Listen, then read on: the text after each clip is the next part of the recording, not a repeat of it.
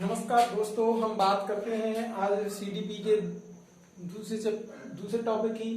हम पिछले टॉपिक पर पढ़ चुके हैं बाल विकास की अवधारणा। बाल विकास की अवधारणा में पढ़ा था हमने बच्चे के शारीरिक विकास में, मानसिक विकास में और ज्ञानार्थक, भाषात्मक, ये निम्न प्रकार 6-7 प्रकार के भागों को हमने पढ़ चुके हैं विकास में। अब बात करते हैं उसी क्रम में उनके द्वारा जो परिभाषा दी गई है विद्वानों द्वारा, उन परिभाषाओं के बारे में। सबसे पहले बात करते हैं हम स्किनर के अनुसार। स्किनर ने क्या कहा है? विकास एक क्रमिक एवं मध्य गति से चलने वाली प्रक्रिया है। क्रमिक और मध्य गति से चलने वाली एक प्रक्रिया है। हरलॉक ने क्या कहा है? हरलॉक के अनुसार बाल मनोवैज्ञानिक का नाम बाल विकास इसलिए रखा गया है क्योंकि विकास के अंतर्गत अब बालक के विकास के समस्त पहलुओं पर ध्यान केंद्रित किया जा सके, किसी एक पक्ष पर नहीं।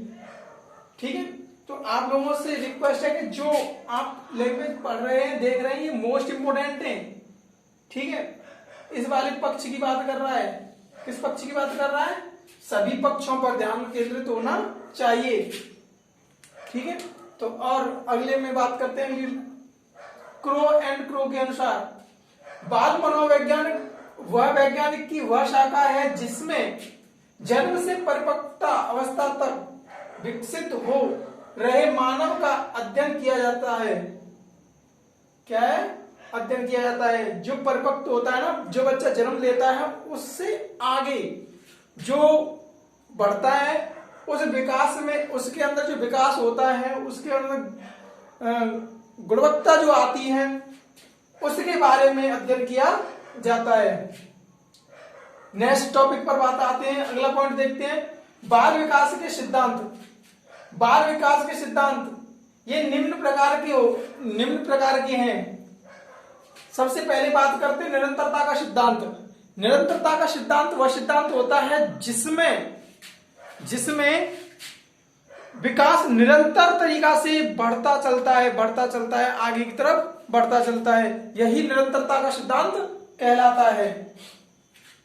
दूसरा आता है समान प्रतिमान का सिद्धांत। समान प्रतिमान का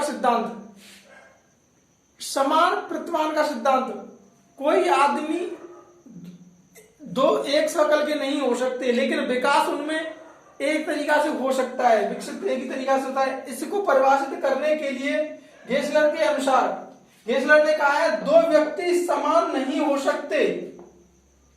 गेसलर ने क्या कहा है? दो व्यक्ति समान नहीं हो सकते, परंतु सभी बालकों में विकास का क्रम समान हो सकता है, विकास समान होता है। ठीक है, आप बात करते हैं अगले सिद्धांत पर, विकास क्रम की एक रूपता का सिद्धांत। विकास का क्रम एक रूप के अनुसार ग्रोथ करता है, वो आगे की तरफ बढ़ता है। ठीक है, अगली बात करते हैं अगला सिद्धांत आता है वृद्धि एवं विकास की गति पर एक सी नहीं रहती। क्या है? वृद्धि एवं विकास की गति जो है वो एक जैसी नहीं रहती, सीमित नहीं रहती। वो कैसी है? बदल जाती है। किस पे बदल जाती है? जैसे जैसे उम्र बढ़ती है उसके हिसाब से उसकी गति भी कम हो जाती है। ठीक है, अब बात करते हैं विकास समान से विशेष की ओर। विकास क्या है? सामान्य से विशेष की ओर चलता है। इस पर बात करते हैं। देखो, सामान्य से विशेष की ओर, ये सिद्धांत को आप इस रूप से भी जान सकते हैं, सरलता से जटिलता की ओर चलना, इसी सिद्धांत के आधार पर है। अगला सिद्धांत आता है परस्पर संबंध का सिद्धांत। इस सिद्धांत में कोई भी वस्तु परस्पर एक दूसरे से जुड़ी हुई होती है। इस सिद्धांत के अनुसार हमें यही सीखने को मिलता है। बालक में विकास परस्पर किसी को देखकर, किसी की नकल उतार कर बच्चे में खुद की एक्टिविटी जो आती है वो परस्पर संबंधित रहती हैं किसी ना किसी व्यक्ति के कारण, अपने वातावरण के कारण। अब आता है अगला सिद्धांत, एकीकरण का सिद्धांत।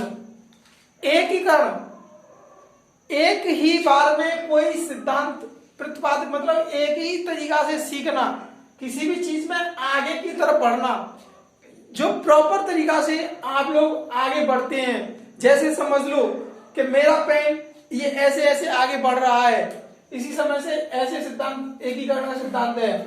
अब आता है अगला सिद्धांत, विकास की भविष्यवाणी की जा सकती है। क्या हो सकता है? विकास की भविष्यवाणी की जा सकती है कि इसका विकास कैसा हो सकता है, क्योंकि विकास जिस वातावरण में जिस बच्चे का लालन पालन होता है उसी के हिसाब से उसका विकास होता है। अगर उस जो बच्चा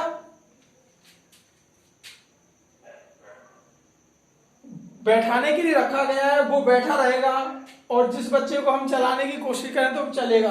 वह सिद्धांत भविष्य में यही विकसित करता है। विकास की दिशा का सिद्धांत, विकास की एक दिशा होती है, वो प्रॉपर एक वे में चलता है, एक दिशा में चलता है। ठीक है, लगातार कंटिन्यू इस तरीका से चलता है, मान लो समय के हिसाब से चलता ही रहता है। ठीक है, अब आता है विकास लंबवत सीधा न होकर वर्तुल्याकार होता है। विकास जो है एक प्रॉपर सीधा ना होकर के कैसा चलता है? वक्रताकार का चलता है। कैसा चलता है? वक्रताकार का चलता है, लंबवत नहीं चलता। ठीक है, ये आप लोगों को समझना है। अब आता है आंशिक पुनर्वलन का सिद्धांत।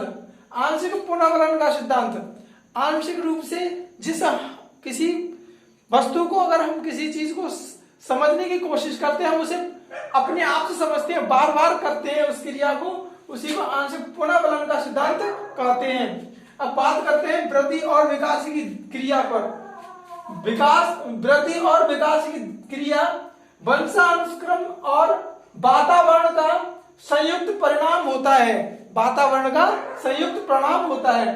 वृद्धि और विकास जो है एक क्रिया पर कार्य करते हैं। जो कौन सी क्रिया होती है? एक तो वंशाकरण की क्रिया होती है और दूसरा होता है वातावरण। क्या होता है? वातावरण। प्रॉपर वे में हम यही समझते हैं, इसी प्रॉपर वे के हिसाब से हमें चलना होता है। ठीक है, आप लोगों को इतनी भाषा समझ में आ रही है? अगर आप लोगों को ये लैंग्वेज, ये नोट्स वाकई में आप लोगों को समझ में आ रहे हैं तो आप इस वीडियो को लाइक करें, शेयर करें और सब्सक्राइब करें।